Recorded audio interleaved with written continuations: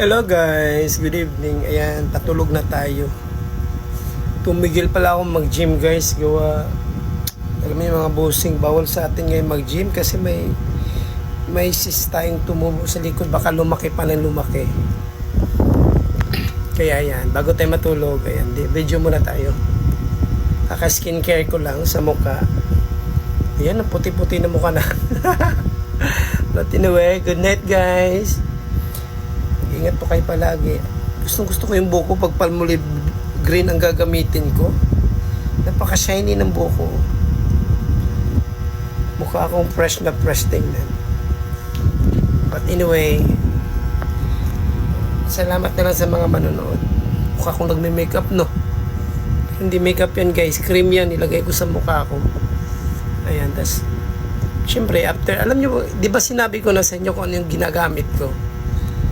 Nagre-rejuvenate ako ngayon. Gumamit ako ng rejuvenate set. Yung Glow 190, yung sinabi ko sa inyo. Ayan, may effectiveness talaga siya guys. Tingnan nyo, gano'n kakinis. Nagkikintab. Kintab siya ng kintab. Kala mo,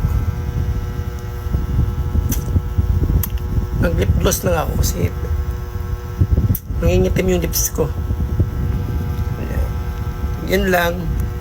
Mag-ingat kayo palagi. Malapit na pala ang Holy Week guys. So magtika-tika po tayong lahat, no? Panalangin po natin na naway maging payapa ang ating mundo, malayo sa mga gulo, sa mga giyera, kalamidad, lindol, kung ano pa man yan. Basta always take care and bring an extra effort, sipag at tiyaga para magkaroon tayo may lalagain. Nilaga pala. So yan lang. Good night everyone and sleep na po tayo. Ganda ng ilaw na nabili ko sa TikTok shop. Ito yan guys. So, matagal na ito. 3 months ko na ito. Mas nabili.